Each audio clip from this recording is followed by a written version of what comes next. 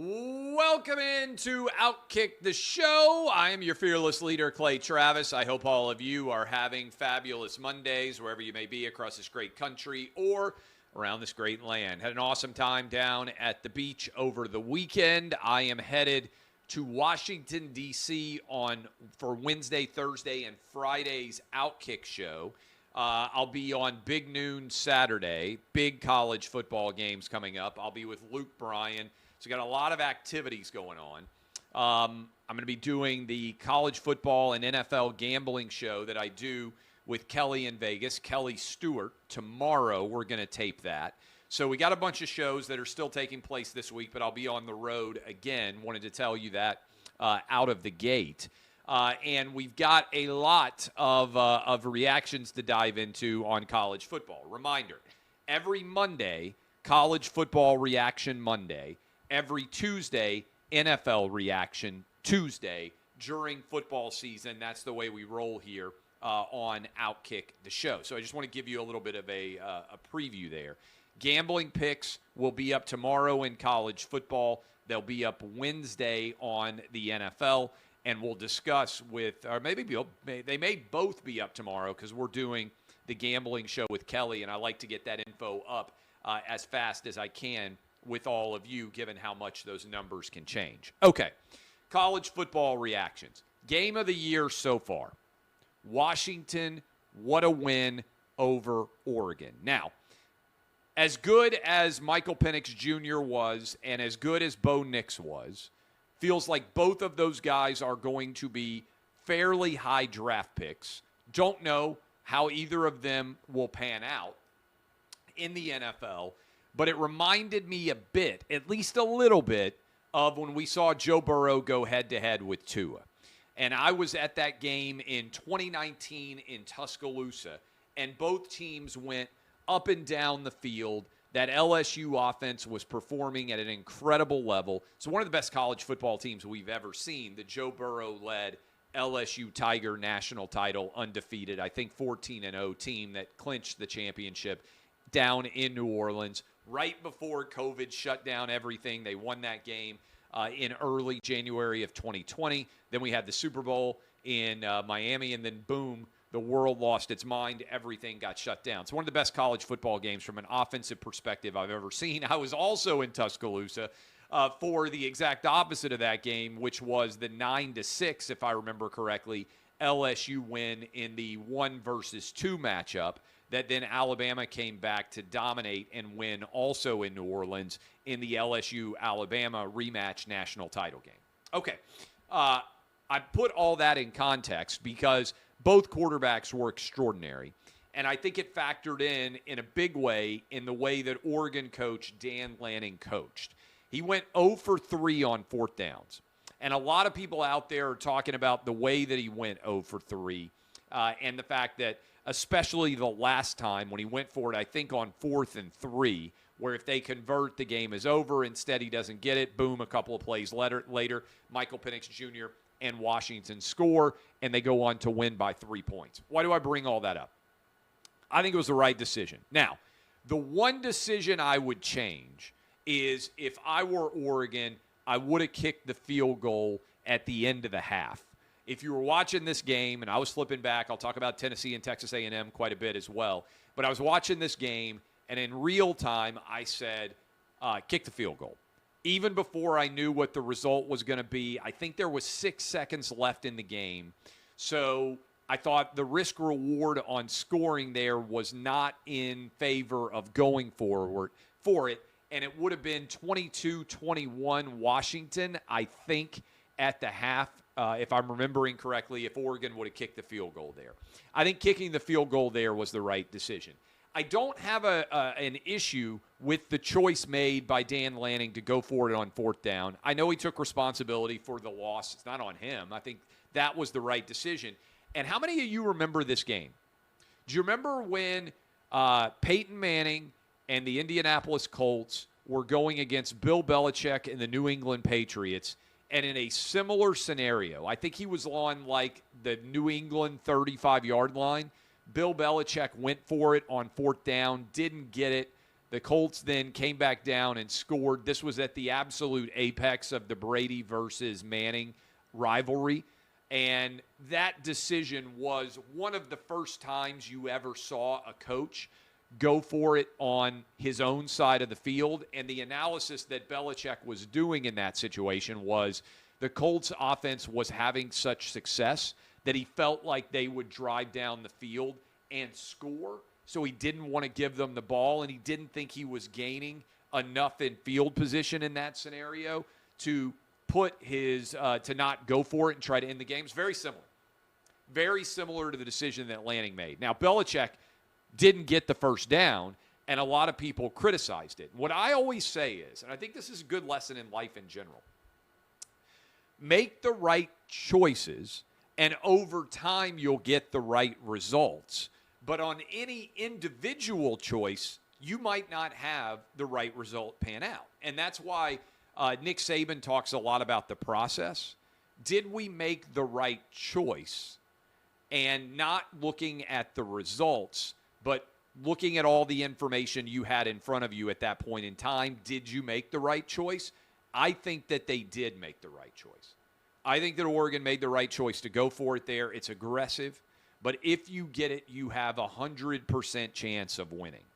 If you don't get it, you still probably have what? Like a 40%, 45%, maybe even higher. I don't know what the percentages are that Washington scores in that scenario, taking over at the 35-yard line. And obviously what you would have to run it from an analytics perspective is what they score.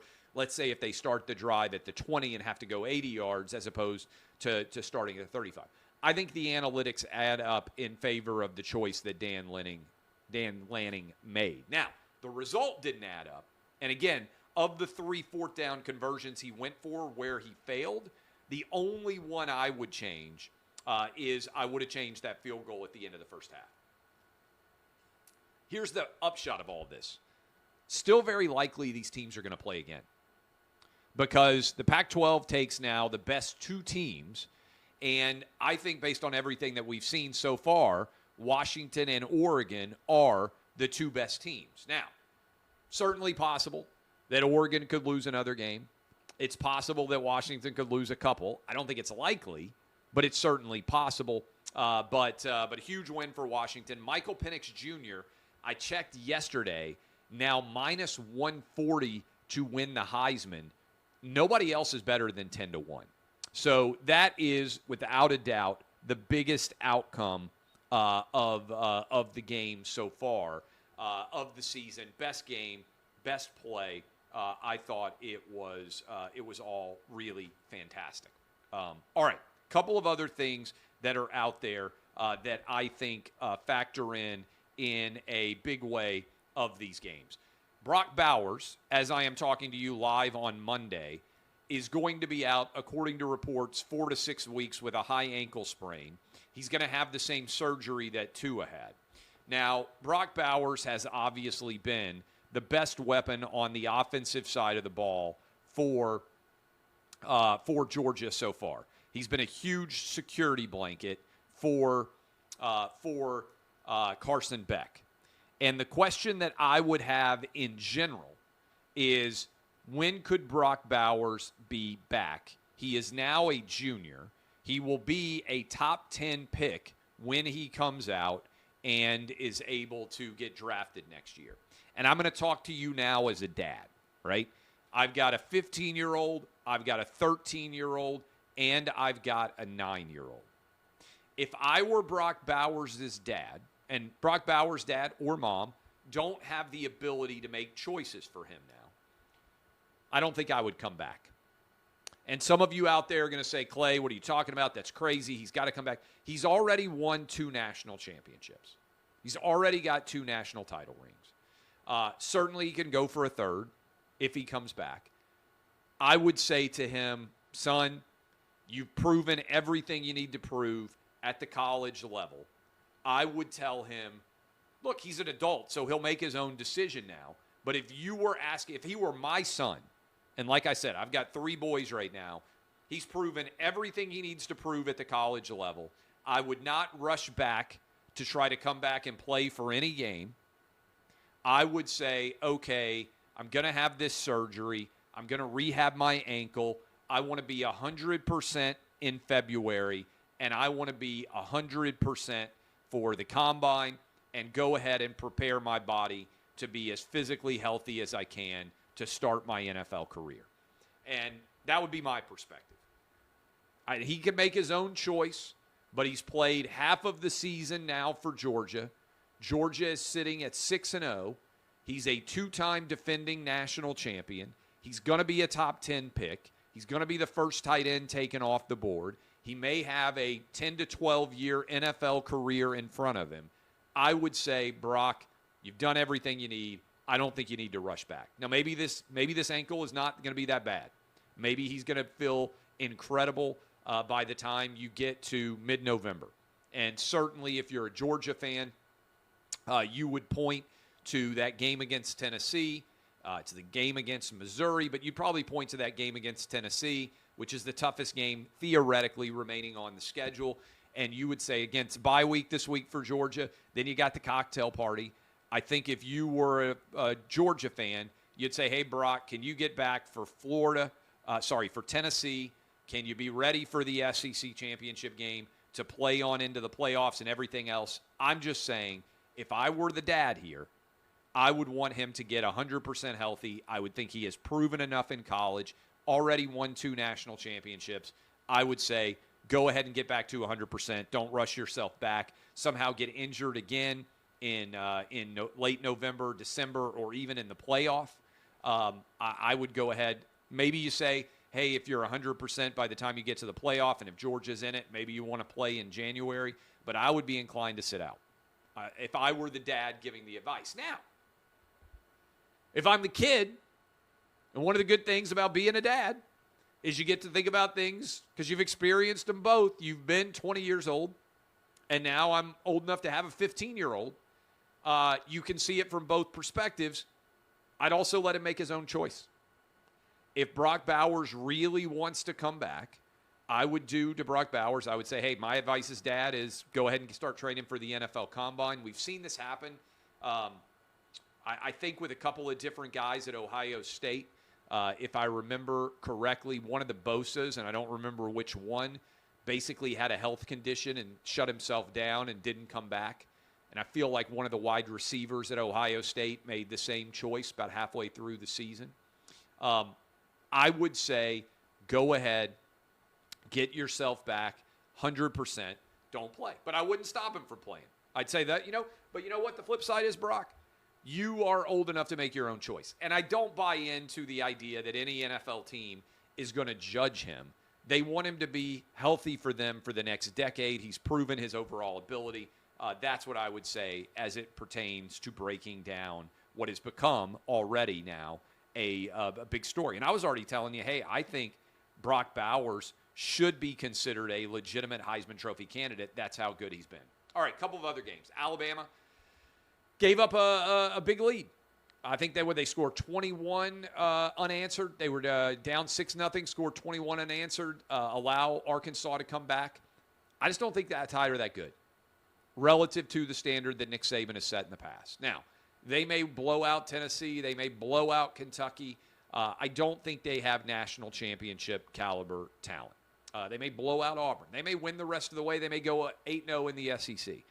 I just don't think they have national title caliber talent on the offensive side of the ball. I haven't seen it. And the what is it? They've given up 5 or more sacks in every SEC game they've played so far. Jalen Milroe stands back there. He can make plays. He's got a great ability to throw deep. But I think that he is going to continue to take hits. At some point, going to throw a couple of picks, and I think Alabama is going to find themselves in a major fight.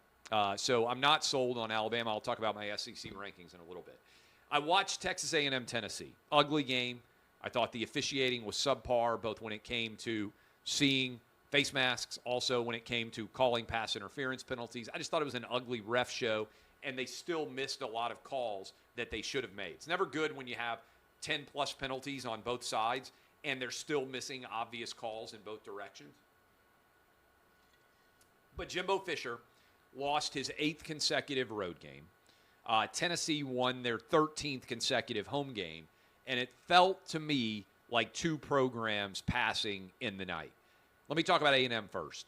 I'm stunned after what they did in the 2020 season when A&M went 9-1, should have, I believe, been one of the 4 playoff teams. Instead, Notre Dame got in. I didn't think Notre Dame deserved to get there. I'll talk about Notre Dame SC here in a minute. But if you look at what's going on with A&M, Jimbo Fisher has significantly declined. And I wrote about this in the starting 11, which you can always go read and break down yourself. But to me, here's what A&M has done in the last little bit. He got to 9-1 in the COVID year, which is even more impressive than most one-loss seasons would be. Because remember, in the COVID year, those were all SEC games. So they played 10 high-quality SEC games. They managed to do it in the COVID year, probably the most challenging year that any coach has had. I thought A&M was prepared at that point in time to take off and go to the next level. Jimbo went 8-4 in 2021. Okay, but that included the win over Alabama. So even if you were a little bit unhappy as an A&M fan, there were some really good moments in that 2021 year. Then 5-7 in 2022, really big drop-off. But A&M was still good enough to beat Bama. They didn't, but they were good enough to.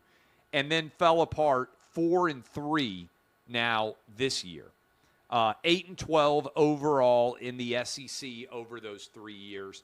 You've still got Ole Miss, and you still have LSU, meaning if I were betting, I would bet on A&M finishing 7-5 this year. Doesn't mean they couldn't win one of those games. They could still be an 8-4 caliber team. They got a lot of talent, particularly on the offensive side of the ball. It just hasn't happened. Now, a lot of A&M people, they have the biggest, richest booster group in the country, and a lot of A&M people can afford to stroke big checks. That Jimbo Fisher contract doesn't look as substantial now as it did when they signed him several years ago and brought him in from Florida State. Seminoles are back winning with Mike Norvell, meaning Jimbo's failure at A&M looks even more glaring because Florida State's program appears to be in better shape right now than the A&M program does, meaning what you brought Jimbo in for, which is to win at an incredibly high level. It happened with Jameis Winston. It hasn't really happened in A&M on the same caliber of level. It happened with Jameis Winston, obviously, at Florida State. Who can you get who's better? That's why I think A&M is in a really tough spot here. I don't feel as if there is someone you point to and you say, oh, that person is infinitely better. They don't stand out. It doesn't seem to me likely that that would be the case. You're also going to have to pay him a lot of money. I don't really know what I think about A&M at this point because, again, anytime you fire a coach, I think you have to think in terms of probability, but ceilings and floors, right? What's the best case coach you could get? Who could you point to and say, that guy's going to win at A&M at an incredible level? Urban Meyer? I honestly don't know. To me, there is no one out there that is available in the college coaching ranks that has a better resume than Jimbo Fisher did when he came to A&M. Doesn't mean somebody else can't do a better job. That can certainly happen. But no one out there you look at and you say, oh, he won a national championship. Who's a national championship winning coach that's going to come to A&M right now? Dabo's not coming. Saban's not coming. Who do you point to? First of all, there's not a lot of national championship caliber coaches out there. It's one of the things you learn. That's why I mentioned Urban. But does Urban want that job? And are you 100% confident that Urban would win at an incredibly high level at A&M? I don't know that I am. And I think Urban Meyer, we know, won at Utah, Bowling Green, Florida, and Ohio State at a phenomenal level. Not sure that I'm sold on A&M being able to do a lot better. Who's the floor? Maybe it's lower than Jimbo. With Texas coming into the league, A&M's recruiting well. I get the frustration. I think I'd be inclined to see how the season plays out. And if Jimbo gets to 8-4, give him another year. I know it's not going to make everybody happy because everybody wants to take action, but I just don't know who the candidate is that is infinitely better. So that's my analysis of A&M. Big win for Tennessee. Josh Heupel had not won a game. He was 0-6 when his team scores fewer than 30 points. Tennessee got the win. They're 5-1. Didn't play a good half at Florida. But Florida, to be fair, got a nice win over South Carolina. The Gators are sitting at 5-2 into their bye week. Have a chance to pull off a huge upset over Georgia. Maybe they're better than we thought. Maybe. They got whipped by Kentucky. Makes you think no, but they beat Tennessee, and Tennessee's fairly solid. Here's the deal. Tennessee's not very good at quarterback relative to last year with Hendon Hooker. They're certainly a lot worse at wide receiver. I think Tennessee is better at running back. I think they're similar at offensive line. They are way better on the defensive side of the ball. And I want to give you a guy's name. James Pierce Jr. He is number 27 for Tennessee. He is a true sophomore. He's the best rusher that Tennessee has had since Leonard Little. I don't know what the data reflects. I can't tell you who's had the most sacks. There have been a lot of first-round playmakers on the defensive side of the ball over the years. James Pierce Jr., in my opinion, is the best rusher Tennessee has had since Leonard Little. And again, there have been a lot of first-round defensive players, right, on the defensive line for Tennessee over the years. Albert Haynesworth, Big John Henderson, Derek Barnett, certainly back in the day, Reggie White. I never saw him play at Tennessee. Been guys in the secondary like Eric Berry, Deion Grant, who are incredible talents that are dominant players on the defensive side of the ball. But in terms of rushing the passer, I think that James Pierce right now, and he gets another year next year, is the best rusher that the Tennessee defense has had in this century. I think a lot of you are going to learn his name going forward, and if you're not a college football fan, I think he is poised to be a top 10 pick next year, maybe the first overall defensive end off the board. Just a freakazoid talent who can get to the quarterback at a really high rate. Now, he needs to get stronger. He can get bigger physically, but just in terms of putting pressure on quarterbacks, he's the best Tennessee's had in 20 years. So we'll talk some about what I expect to see in that game against Alabama this weekend, but I think it's going to be the polar opposite of the game we saw last year. Last year, Tennessee wins, last-second field goal, puts up 50 on Bama. I think it's going to be a lot like the A&M game. If Tennessee avoids turning the football over, runs the ball with their three talented running backs, lets Joe Milton stay fairly protected, doesn't require a lot from him, I think this game will be like 24-21, 24-20. Somebody might win by 10. Bama might end up winning by 10, but it'll be like 28-17.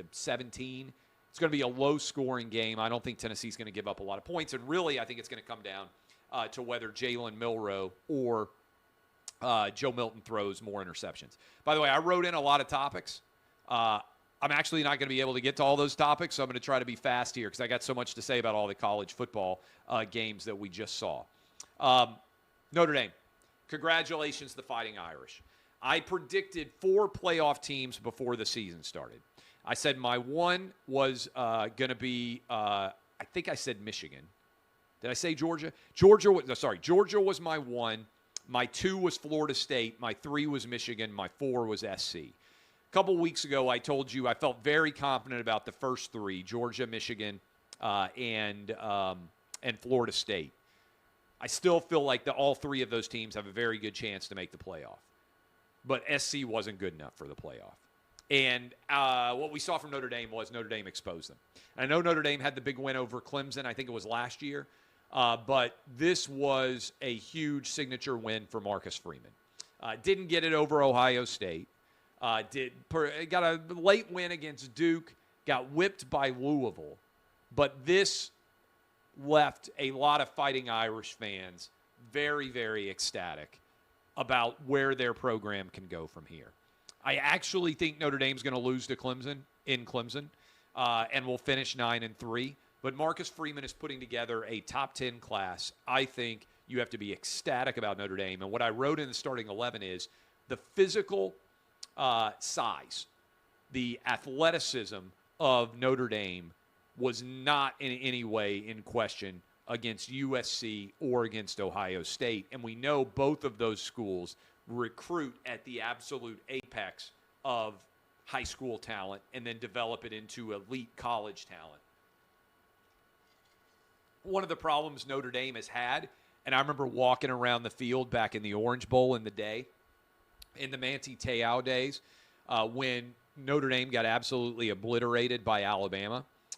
If you remember that, they were not on the same caliber of talent as Alabama, not even close. And certainly in the Brian Kelly years, that was the story whenever Alabama or Ohio State or somebody really good in the college football ranks with a high level of talent went up against Notre Dame. They tended to whip them pretty solidly.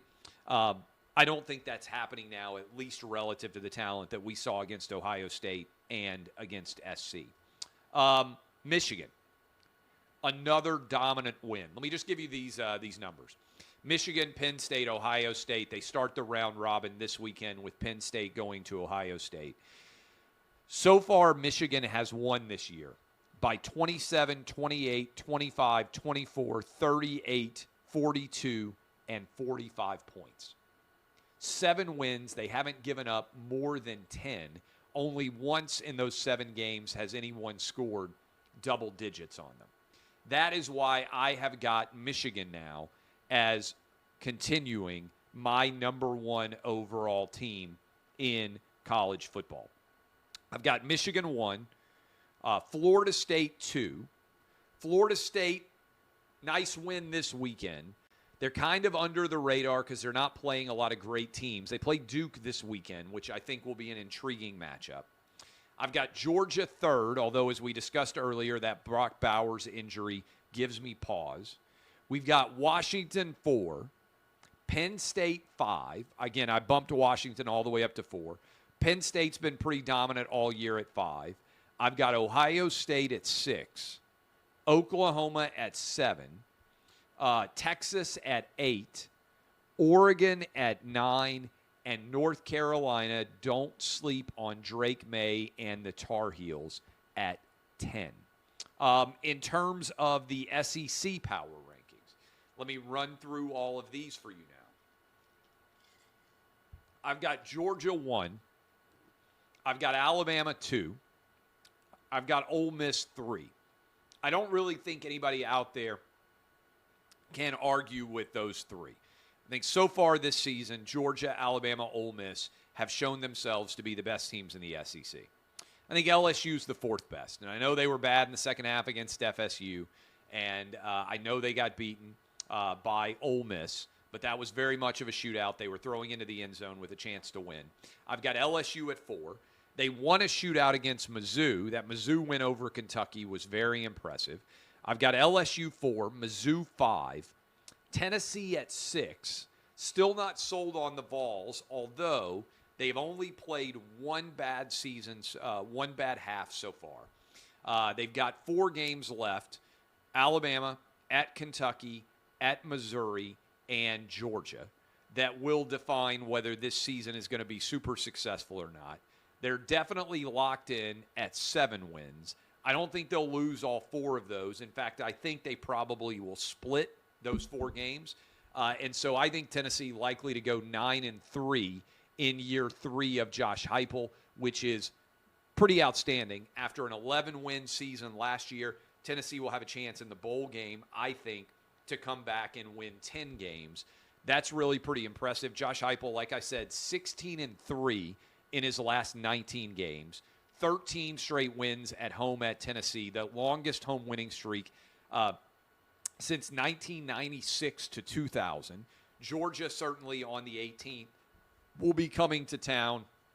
Tennessee should have won 14 in a row when Georgia comes to town. As I mentioned earlier, we'll see whether Brock Bowers is back. I've got Tennessee at 6, Kentucky at 7, which based on the last 2 weeks may be too high, but Kentucky whipped Florida 3 weeks ago. So I've got Kentucky at 7, Florida at 8, A&M at 9, Arkansas at 10. Razorbacks continue to play well, but lose close games. Auburn at 11. South Carolina at 12. Tough loss for South Carolina. They were up 10 with 5 minutes to go, end up losing by a couple of points. That was one of the games we lost. By the way, good gambling day. 9-5 in college football, 5-1 in the overall NFL picks. And 13th place Mississippi State, 14th place I have got Vanderbilt. That is how I would break down all of those aspects of this of the college football universe. Obviously, I could keep firing on. A couple of other stories that I want to mention. As we speak right now, it feels like it is likely Jim Jordan is going to be Speaker of the House. I told you that I thought that would happen. I even said I like Jim Jordan. I've known him for a long time. I've had a lot of interactions with him over the years. I think he's going to do a good job as Speaker. I think that's a very good choice by Republicans. I like him personally. We had him on the OutKick show back in the day. So I think he'll be a good fit. Wanted to mention, too, and we'll have a big discussion about this, a lot of debate about cancel culture for college students. All I will say is I want a consistent application of First Amendment law. Even though it's obviously the case that the First Amendment doesn't apply in the same way. State institutions, maybe a little bit more of an argument, but certainly to private schools like GW where I went. I think there's a big story in terms of what we're seeing college students saying on campus. We used to say on the left, they did, words are violence, silence is violence. Now many people on the left refuse to condemn actual violence. New York Times, interesting piece on Jewish reaction to what is going on right now in terms of a lot of Jewish voters who tend to support Democrats, 65-35, 70-30, speaking out in an aggressive way on this. And I think all of those discussions are important going forward. We'll continue to have them. I'm going to break down the NFL on Tuesday. We'll also do the fade where we react to what happens with Cowboys and Chargers tonight. I love all of you. DBAP unless you need to SBAP. This has been OutKick, the show.